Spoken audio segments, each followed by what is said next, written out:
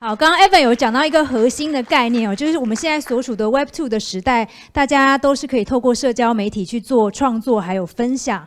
不过呢，这之中产生的数据还是由这些中心化的企业来控制。但是在 Web3 的时代，我们可以有一个去中心化的身份，在不同的平台间穿梭，可以创作分享，还可以从中获利，就刚刚讲的一个核心概念。那 Web2 的这个世界要怎么跟实体世界要怎么跟未来的 Web3 还有 Metaverse 的世界接轨呢？这个就是我们下一个论坛的主题。我们请到的主持人是 TK Chen, Founder and CEO of MetaBoom。然后现场还有2位来宾加入，是 Chris Lin, Founder and CEO of Our Song， 还有 David Zhen, Founder and CEO of Lutex。然后我们线上还有2位嘉宾，现在已经进来了。右边这位嘉宾是 High Street Travis Wu。好，然后还有另外一位是 Robert Chen， 是 Founder and CEO of MedWorld。好 ，TK。Cool. All right. GM. No response. Whack me. WAGMI. No. LFG. Come on, guys. This is a crypto session, right? It's Web3, NFT, and Metaverse. It's supposed to be a fun part, right? How are you guys doing today? Good. Awesome. Good to hear that. So this is great. We have 4 amazing panelists joining us talking about Metaverse and NFT. And I'm your host, TK Chen. I'm the founder and CEO of Fancy. Almost forgot my company name, Fancy. And so we have 2 main products. One is Fancy, which is a music NFT issuing platform. We do a lot of curation. We work with music artists to help them issue their music as NFT. And also we have Metaboom, which is a decentralized music distribution node, a protocol in a way. So every NFT holder becomes a music distribution node. So we've been in this place for more than 2 years now. So we have a lot of experience and a lot of learning through the way, good and bad. Definitely would love to share with all you guys today. So along with me, we have 4 amazing panelists. I want to give you guys a quick shout out to those 4 panelists. On my left-hand side, this is Chris from Our Song. And then we got Davey from Lutex. And Robert from UMed, right? And another one that is so weird with this weird avatar. Hey guys. Kind of half drunk, maybe smoke some weed before the event. Completely drunk, yes. Travis from High Street. Those are 4 heavyweight guests today. So yeah, without any further ado, I want to give you guys a very quick 1-minute self-introduction to talk about who you are and what the company does and why you're here. Should I start? Yeah. Okay. Hey, my name is Chris Lin Guanxun. I'm from Taiwan. And some of you might know me from another company. I'm co-founder and CEO of KKBox Group. And Our Song is actually a spin-off company, which I'm also the co-founder and CEO of. So Our Song is sort of a platform to help everybody, including musicians, artists, and everybody, basically you and I, to turn content into NFT and easily trading and form communities in the app. So this is one of a very ambitious venture for KKBox Group. So today I'm wearing the Our Song CEO hat to participate in this panel. Yeah, huge respect to KKBox. KKBox is considered more like from Web 2 world, right? Now it's tapping into Web 3. It's very different, right? But yeah, you guys did a great job. Thanks. David. Hello everyone, my name is David and I'm co-founder of Lutex and I only have one company. And so actually we founded Lutex back in 2018 and we started to build an NFT solution and NFT marketplace, and now we're a very player-centric game asset marketplace for now. So you can easily search like over 400 games in our platform, and you can find a lot of sword game asset, a lot of equipment, a lot of pads on our platform. It's super easy to trade. And so Lutex is originally a company name is from Loot Exchange. So we aim for be a lot to provide a lot of players. They have their ownership for their digital asset, which is in-game items. So that's what Lutex do. All right, thanks. Awesome. Robert, you want to go first? Yeah, sure. Thank you. My name is Robert. I'm actually the co-founder of MedWorld. we're basically a joint venture with Animalca Brands. So it's a lot of other NFT companies, I guess. We really focus on the world of creators and perhaps even pop culture to a certain level, right? We have a lot of work with a lot of creators from the toys world, from the animate world. And right now, I think for the last 2 months, we've been working with a lot of skateboarders, snowboarders, who are part of the pop culture universe. So we see that a lot of the artists right now, a bit of trying to figure out what is from the Web 2. So we basically start from provenance and we do all the, backdrop of all the artwork for creating NFTs. And then we help them to find the utilities as the way, as, every step of the way. So we will be able to help them to, travel across different universe and metaverse at this point. So that's really what we do in a nutshell. Sweet. All right, Mr. Avatar. I guess it's me. Hey, so I'm Travis from High Street.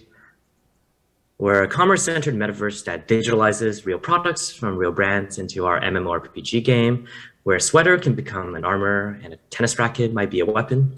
To date, I think we're the only metaverse listed both on Coinbase and Binance. We're one of the only ones at least. Last week, we broke our record for daily trading volume with over 800 million in volume within a 24-hour period. Next week, we're actually delivering part of our product in what we call move-in day. So high street homeowners are going to be able to move into their metaverse houses. So yeah, lots of exciting stuff coming up. So if anyone's interested, we do post devlogs on our Twitter quite frequently so everyone can track and also get involved with our development.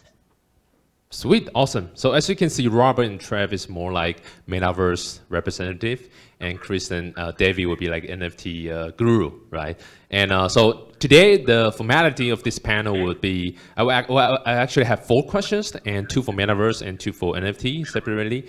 And so those 2 were dedicated to Robert, Metaverse were dedicated to Robert and Travis, and 2 questions for NFT will be Chris and David. But feel free, feel free to jump in and to chip in your thoughts. I think, a healthier dialogue is what we're looking for. All right, cool. So first question, I'm pretty sure that Metaverse is all we're talking about nowadays, right?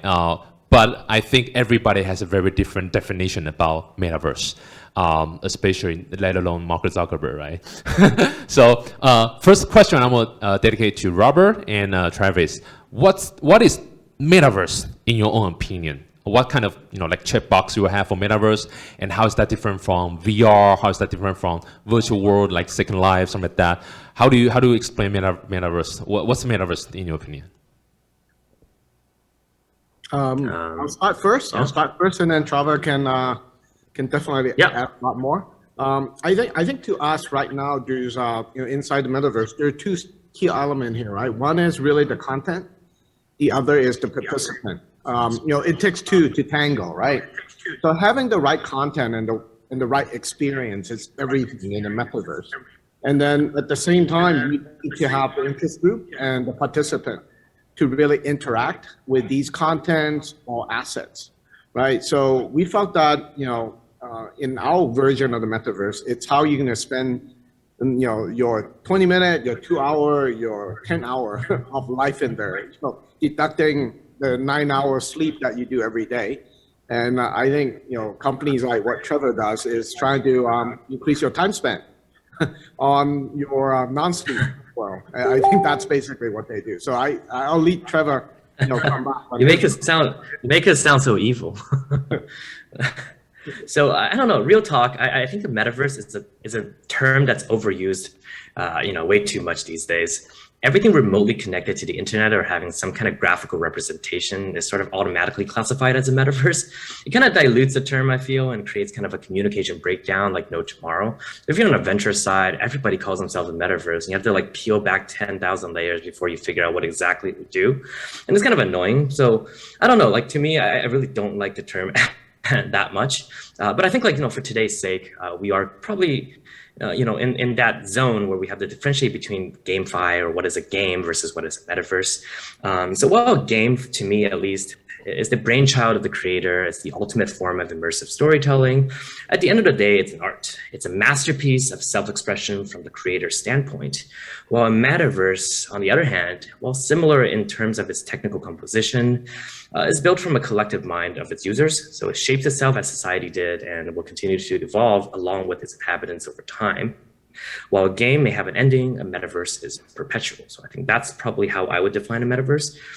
Essentially, it's a creation collectively done by its inhabitants. And we're really hoping that the metaverse becomes a little bit more decentralized. So everybody who lives within it can call the shots, other than kind of what Meta is doing these days, or Facebook, or whatever you want to call them. So that's kind of why we exist, I suppose, in the crypto world, in the decentralized world, and the blockchain world. So Travis, what if not the term metaverse? What term will you use? I mean, like digital world is fine, virtual world is fine. For us, we are an MMORPG game. People come and hang out. They choose their own adventure, essentially. They buy things. I think like you want to really nail down exactly what we are in a sentence. We say we're a commerce-centered metaverse. However, really what you're doing is you're playing an MMORPG game, right? It's just that we tie in physical elements with our virtual goods. I think other players who are building avatars, just call yourself an avatar company. If you're making a VR game, call yourself a VR game. I don't understand this whole notion of everything is a metaverse. It kind of dilutes the meaning of it. Yeah, interesting. From both of your explanation, I'll probably say the virtual reality and Second Life, this kind of virtual world, also kind of apply to some extent of your definition of about metaverse.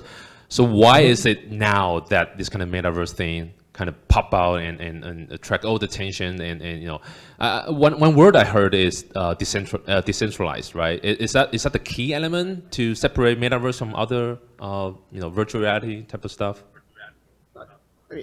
I think you're right. There's a big difference right now. I think with the technology that power decentralization, what does that mean? It means ownership can happen now, right? In the older world, you can't own anything. It's obviously very fun, but you can't own it. But now, right now, the technology enables you to own something, which is purely yours, right?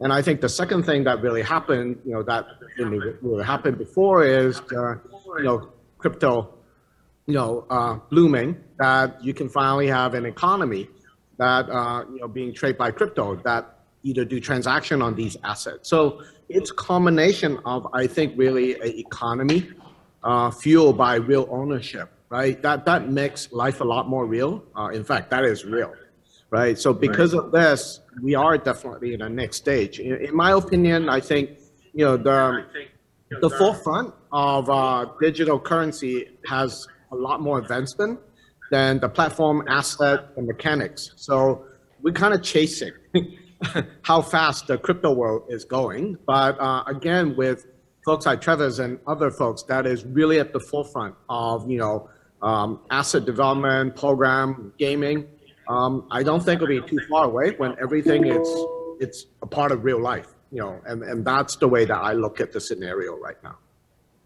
Yeah, to add on that, I mean, Robert's 100% right. I think like a lot of folks are building different endpoints of it. And I do see the centralized version of a metaverse through like, Epic Games or Roblox or Facebook kind of working in parallel with the crypto side of things, and things kind of lined up in a weird way. I would say like from a crypto standpoint, since we're on a blockchain talk, we started out with DeFi, right? Everybody got really rich. And you got so much money, you don't know what to do. So there came the rise of NFTs. Partially it's because all the people who don't understand math or engineering or STEM or, finance in general get to participate a little bit. But, at the same time, people with a lot of money get to spend it somewhere.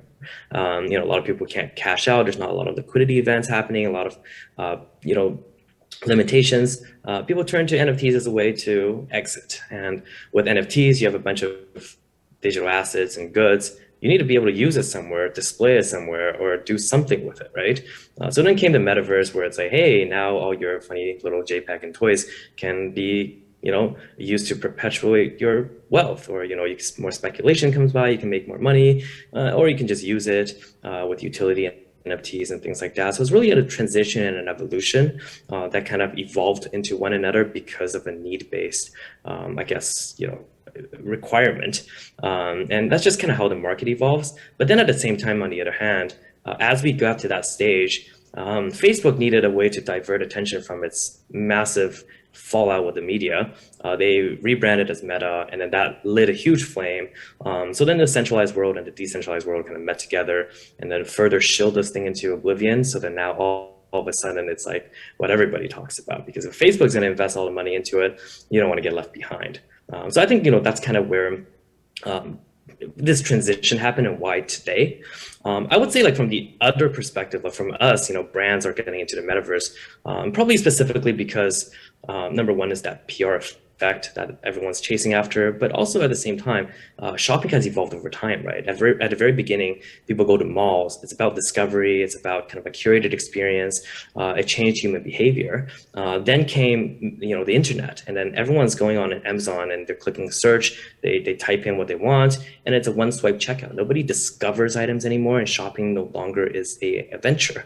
With the metaverse, I think a lot of retail brands can bring that back. So without the limitations of building costs, while retaining the efficiency of e-commerce, they get to explore a whole new world and deliver the ultimate shopping experience to their customers. So I think there are different reasons why the metaverse thrived today. But yeah, that's kind of my 2 cents.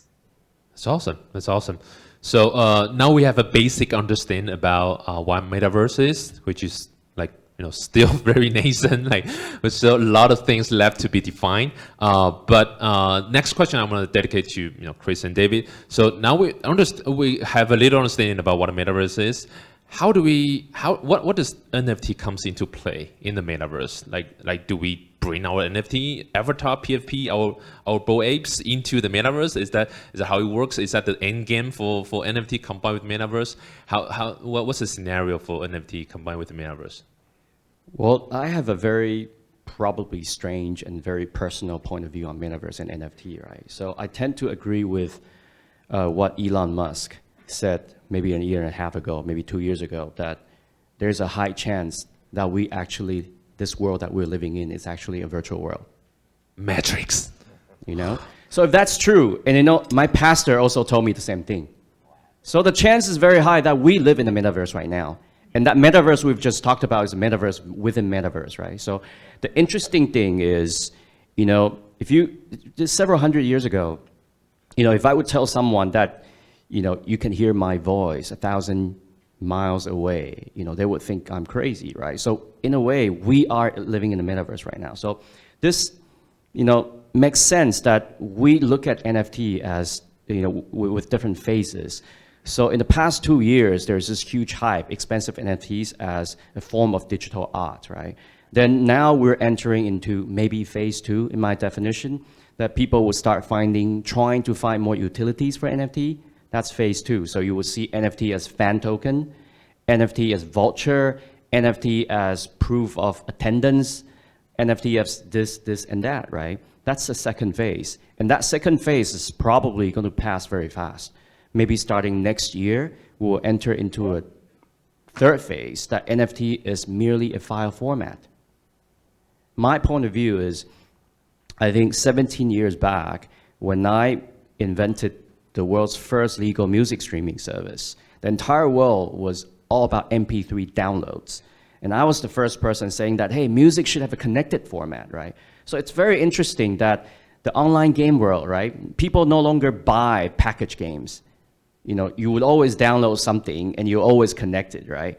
So it's interesting that, I see NFT ultimately becoming, going to the third phase, becoming a connected file format. So that's my point of view. So anyhow, you can utilize this file format and package your creativity and content into things. I mean, we built our song as a platform for all levels of musicians and designers to upload and turn their audio, video, images, 3D objects onto the platform and start trading with each other, right? And then to our surprise, that single creator who used that platform was actually, a fried chicken shop. I don't know if you guys have heard of Shi Yuan Yan Suji, who turned his fried chicken menu into a piece of NFT. And then I asked him, do you know what NFT is? I don't really know. I thought this is a great way of marketing, So I really can't define what NFT is. The only thing I can say is I would say NFT ultimately would become a next, a very natural iteration of a new connected file format. That's my personal point of view. No, you have a very good definition about NFT. Can you share with the audience how do you explain NFT to your wife? Yeah, you know, I knew you were going to ask this, you know.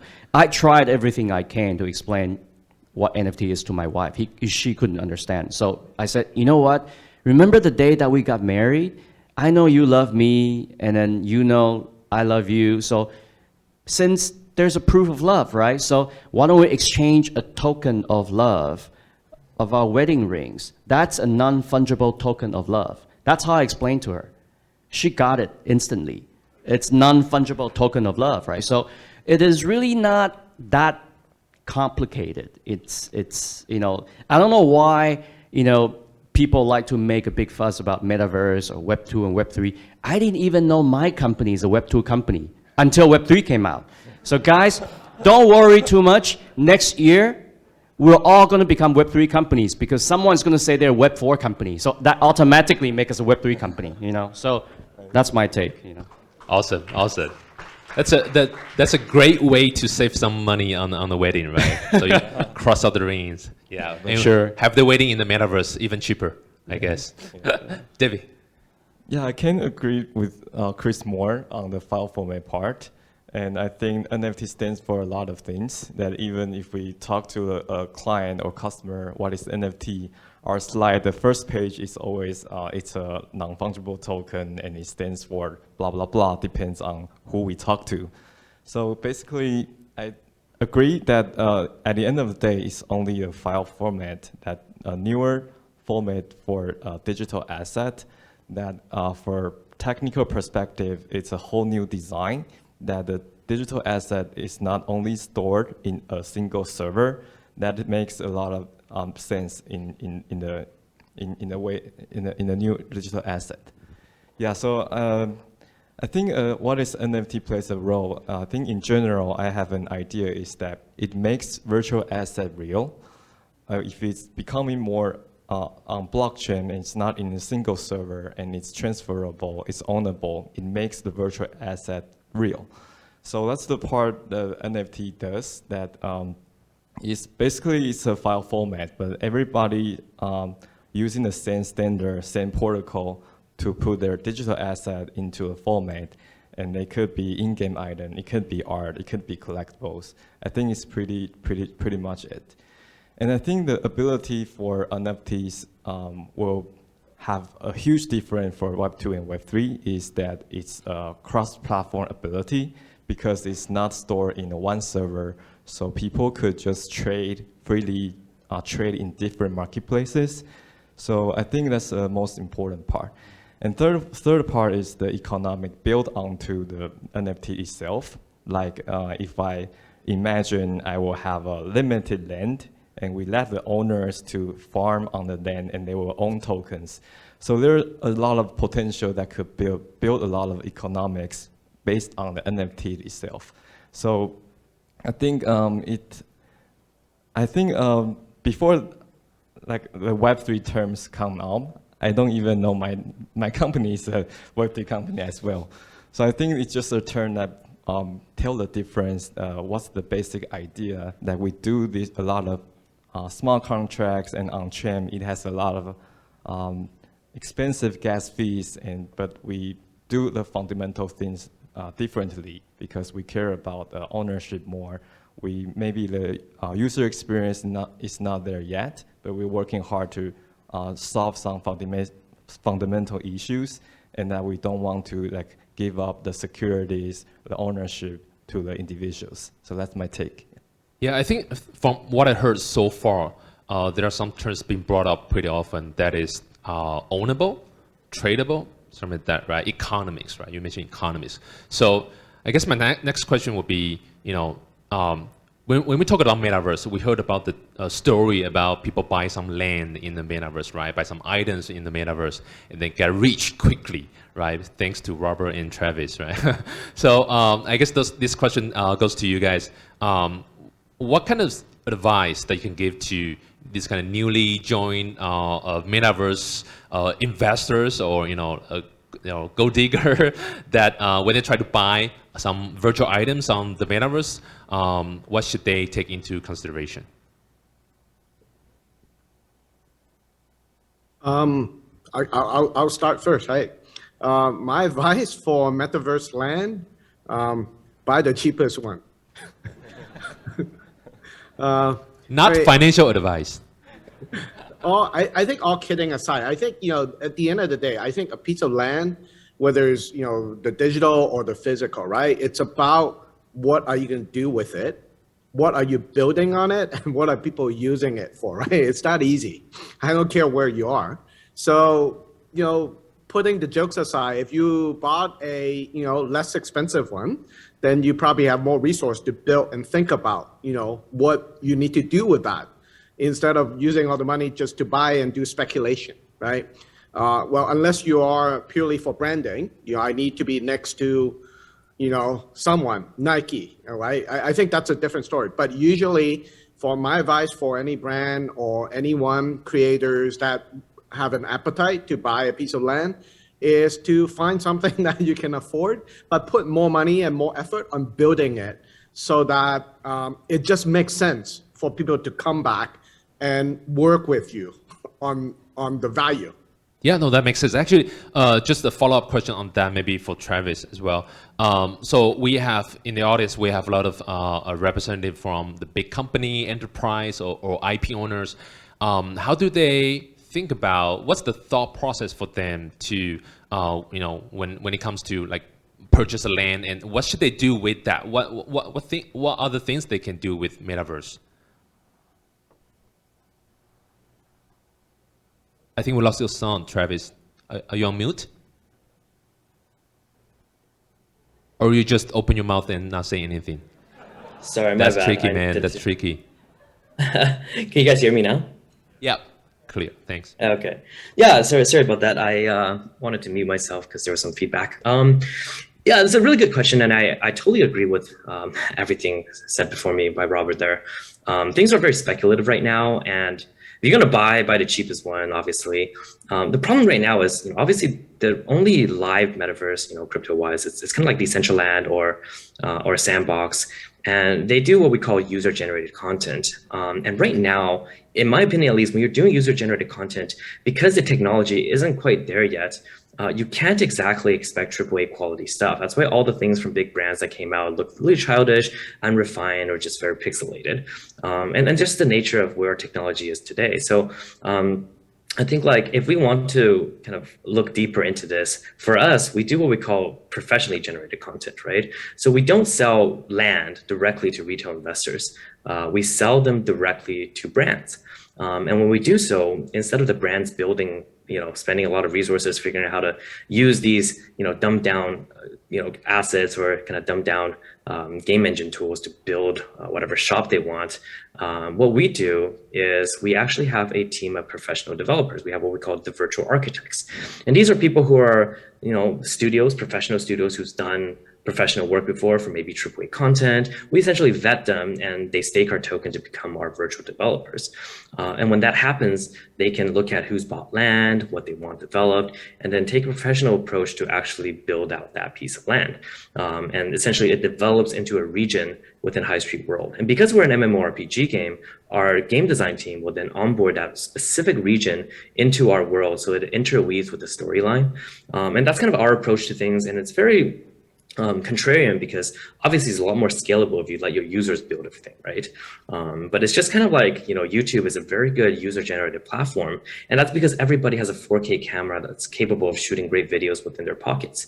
We don't have that in gaming right now. You can't just expect anyone with no experience to go build a AAA quality game. We're used to great graphics, and all of a sudden everything we see on, some of these other platforms out there are like, something that resembles a Flash game from 20 years ago. So I feel like we have to bridge that gap between kind of like what we can do right now in user-generated content with professionally generated curation, and then eventually transition there when the tech catches up.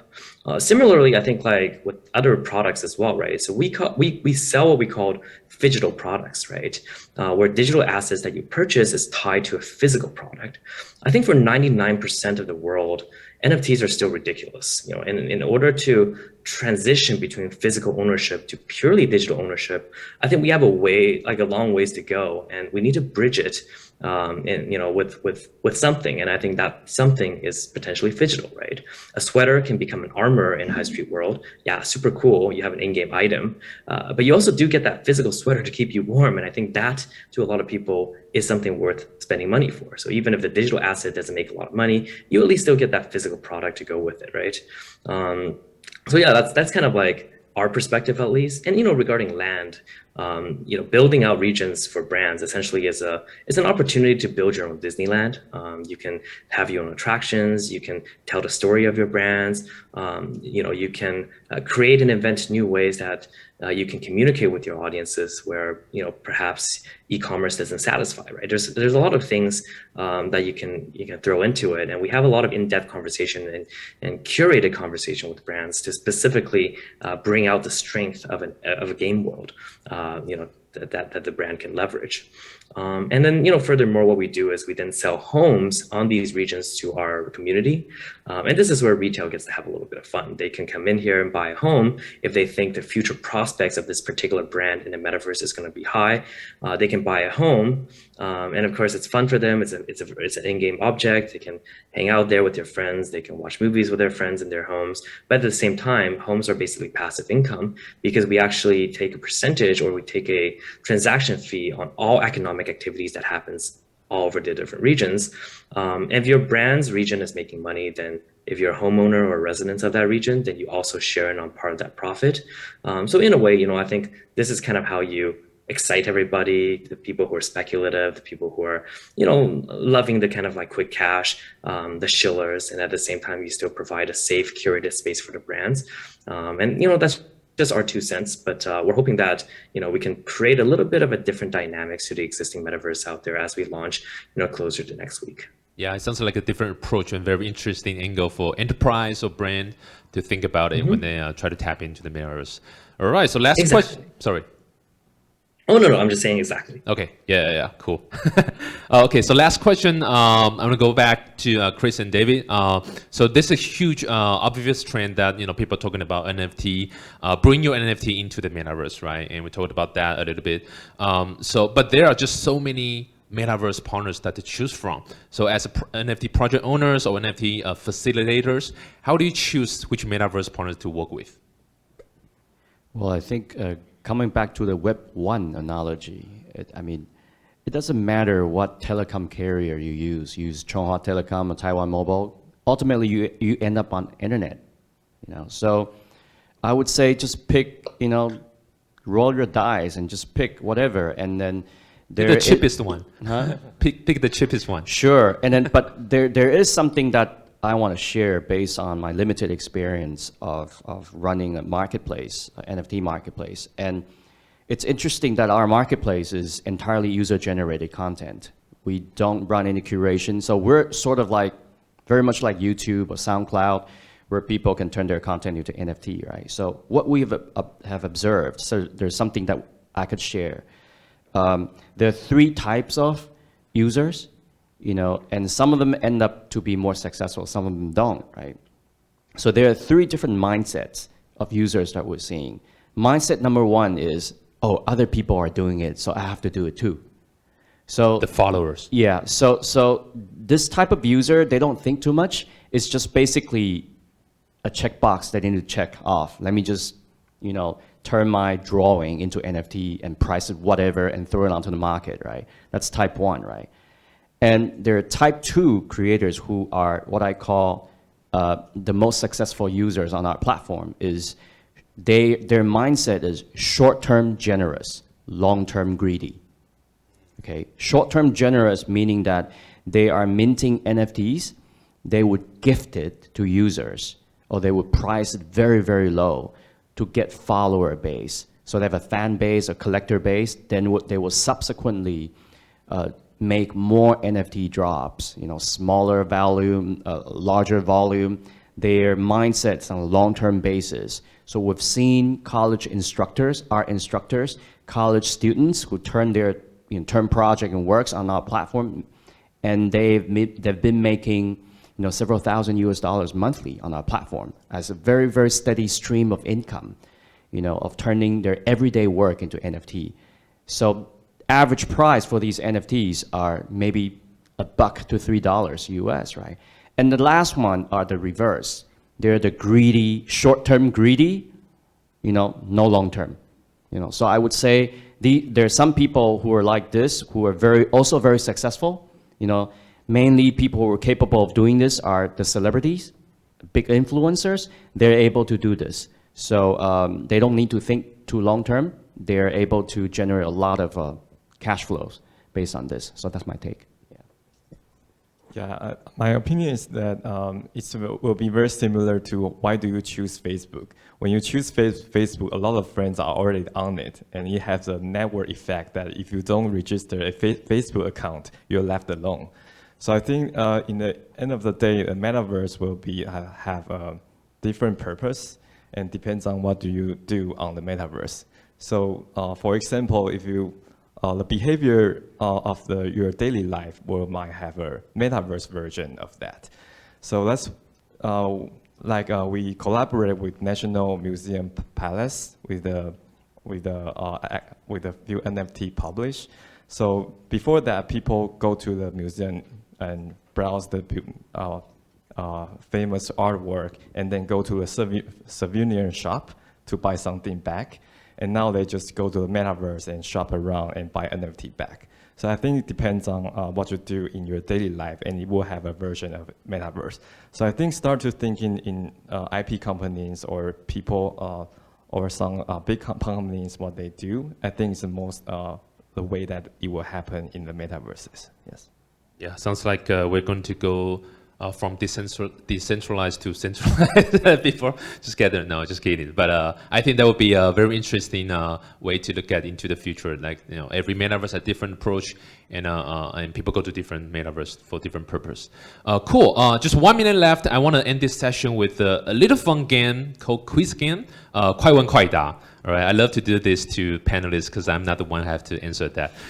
So each panelist, you have 2 seconds, only 2 seconds to think about the answer. I will give you 2 options, A and B, and then you have to choose one. There's no right or wrong answer. Just go with your flow, just no need to overthink anything. All right, so that everyone can know a little bit better about who you are. All right, the first question, no thinking. Okay, only 2 seconds. Ethereum or Bitcoin? Bitcoin. What's that? Ethereum. Bitcoin. Robert, Travis? Ethereum. All right, Bitcoin speculators. NFT or JPEG? NFT. NFTs, of course. Come on, no answer. NFT. All right, 周杰伦 or 余文乐? 周杰伦. 余文乐. 周杰伦. Robert? 周杰伦. So we have 3 votes for 周杰伦? Oh, cool. Meta or Metaverse? Metaverse. Metaverse. Yeah, easy Metaverse. one. Metaverse. GameFi or DeFi? DeFi. GameFi. Probably GameFi. GameFi. All right, GameFi. Woohoo, GameFi win this round. Utility token or security token? Utility. No thinking. Utility. All right, wow, utility wins.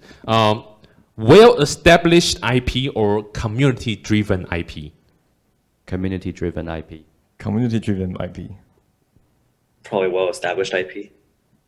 Robert? Hey, community for me. Wow, community-driven IP wins. So for the enterprise audience today, sorry, you lost again. You don't have any position in Web3. I'm just kidding. It's a lot of opportunity there. I want to thank you so much for 4 amazing panelists, and thank you everyone for joining us for the session. I hope you learned something. Thank you very much. Thank you. Okay, Thanks. great. Thank you, guys.